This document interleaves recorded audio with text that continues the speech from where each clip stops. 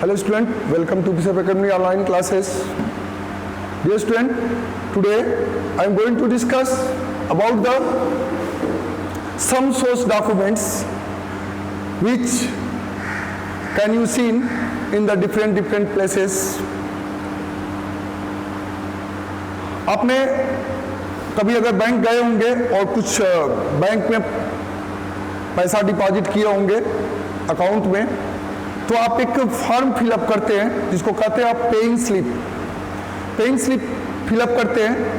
ये भी आपका एक सोर्स डॉक्यूमेंट जो अकाउंट के अकॉर्डिंग ये एक सोर्स डॉक्यूमेंट है। A paying slip is a form available in bank through which is a person may deposit money or check into a bank account.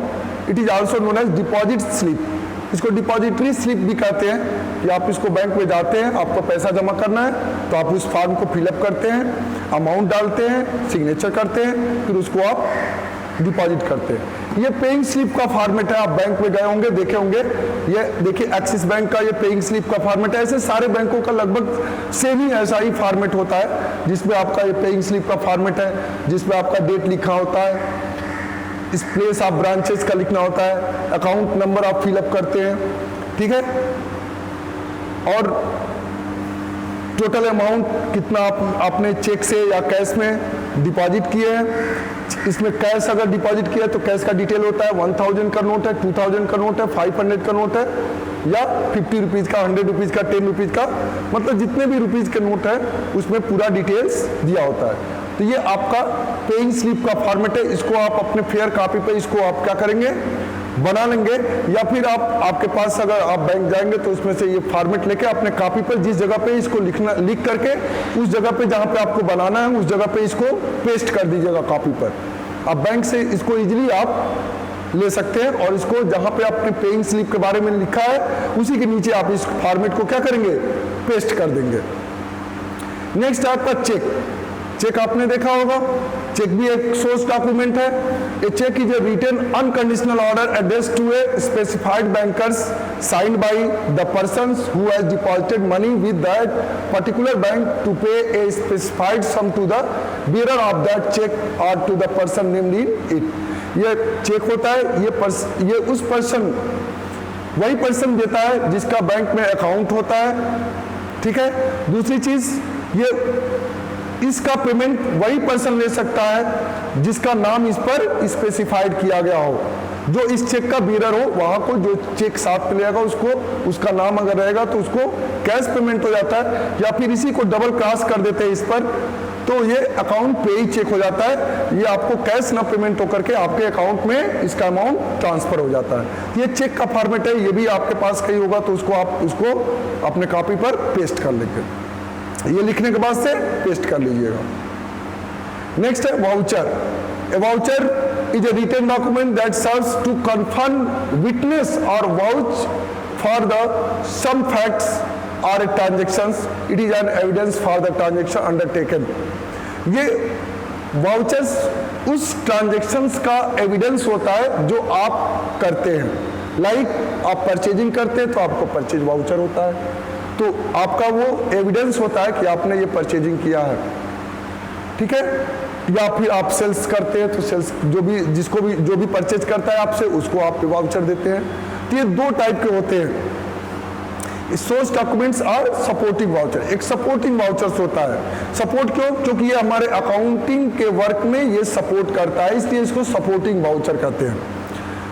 As stated earlier, source documents are the evidence of business transaction which provide information about the nature of business transaction, date, amount and parties involved in it. ये क्या होता है? एक प्रकार का evidence होता है जिसमें ये एविडेंस में किस डेट को ट्रांजैक्शन हुआ है, किस टाइप का ट्रांजैक्शन है, बिजनेस है, कोई एक्सपेंसेस पेड किए हैं, परचेज किए हैं, सेल्स किए हैं, जो भी चीज है उस पर डेट और पर्टिकुलर पार्टी का नेम भी होता है, किसको आपने सेल किया।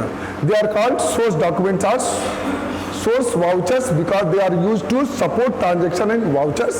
Example source documents are कौन से होते हैं सोर्स डॉक्यूमेंट जिसको सपोर्टिंग वाउचर्स कहते हैं?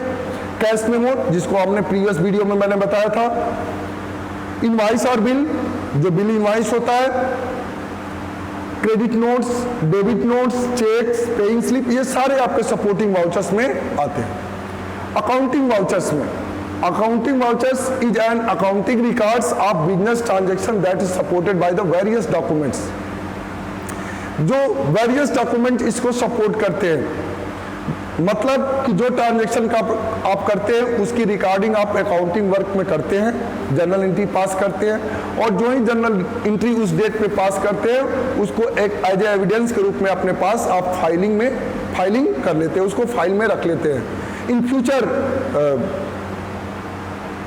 फ्यूचर नीड्स, आपको फ्यूचर में कभी अगर इसकी आवश्यकता पड़े तो आप उसको क्या कर सकते हैं, ट्रेस कर सकते हैं, चेक कर सकते हैं। Each voucher is countersigned by an authorized person of the organization to denote the worthiness of the transaction। इसमें जो भी ये वाउचर होता है ये किसी अथॉराइज पर्सन के द्वारा वो साइन किया जाता है। जैसे अगर बात करें तो अगर कोई पर्सन है, किसी शॉप से आप कोई चीज़ परचेज कर रहे हैं तो आपको कैश मेमो देता है या इनवॉइस देता है, तो उस पर अपना सिग्नेचर भी करता है। ऐसे कोई बड़ा इंस्टीट्यूशन है तो उस पर मैनेजर का सिग्नेचर होता है, ठीक है। तो इस तरह से कोई अथॉराइज पर्सन का सिग्नेचर होता है जो इसका विटनेस बनता है। वाउचर्स आर सीरियली नंबर्ड, जो ये वाउचर्स होते हैं वो सीरियल नंबर के होते हैं। जैसे आपका चेक होता है वो सीरियल नंबर से होता है, ऐसे ही आप कैश मेमो होता है वो सीरियल नंबर से। कैश मेमो का पूरा पैड होता है 1 2 3 ऐसे करके 100 से भी अधिक वाउचर्स होते हैं, उसमें आपको वो नंबर वाइज वो सीरियल नंबर होते हैं। Such a specification given in a vouchers are essential so that auditors face no difficulties in vouching and studying each transaction, as well as the firm has concrete documentary evidence for the future reference। तो मैंने अभी बताया था कि इन vouchers का use future needs के लिए करते हैं। जो ऑडिटर्स चेक करते हैं, जो अकाउंटिंग ऑडिटिंग करते हैं, बड़े बड़े जो बिजनेस ऑर्गेनाइजेशन है ऑडिटिंग करते हैं, तो इसी सपोर्टिंग वाउचर्स के हेल्प लेते हैं कि जो अकाउंटिंग का वर्क किया गया है उस इस वाउचर के अकॉर्डिंग, वाउचर में दिए गए अमाउंट के अकॉर्डिंग ही हुआ है कि नहीं हुआ है, कोई उसमें डिफरेंस तो नहीं है।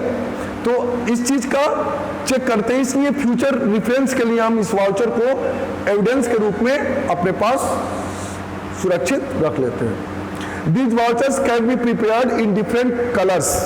ये डिफरेंट कलर्स में भी होते हैं। आप देखते हो कोई वाउचर्स आपको कैश मेमो वगैरह कोई रेड कलर में देता है, कोई येलो में देता है, कोई व्हाइट में देता है, इस तरह से डिफरेंट कलर्स में भी होते हैं। Entries are first of all recorded on vouchers and then on the basis of vouchers recording made in the journal or the subsidiary book। और जो जैसा वाउचर होता है उसके अकॉर्डिंग उसको जर्नल एंट्री करते हैं अकाउंटिंग वर्क में। जो इसके बाद से आप जर्नल एंट्री स्टार्ट करेंगे तो उसमें इस चीज़ों को बताएंगे कि कैसे इस ट्रांजैक्शन को रिकॉर्ड कैसे हम अकाउंटिंग वर्क में करते हैं और कैसे इसका एविडेंस अपने पास सेफली रखते हैं। ये डिफरेंस है, difference between source document and supporting vouchers and accounting vouchers. क्या डिफरेंस है? तो supporting vouchers proof of transactions, ये ट्रांजैक्शन का प्रूफ होता है। ये accounting records of various transactions which is supported bye source document. ये वाउचर्स जो होते हैं ये अकाउंटिंग में यूज किए जाते हैं।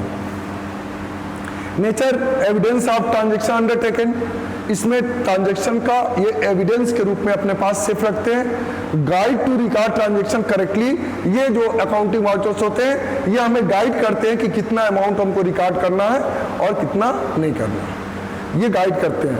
पर्पज क्या है? The support transaction to support transaction and vouchers to record transaction properly in the book. इसका यूज हम अकाउंटिंग वाउचर्स का यूज अकाउंटिंग रिकॉर्ड में करते हैं, इसको हम फ्यूचर एविडेंस के लिए सुरक्षित रखते हैं।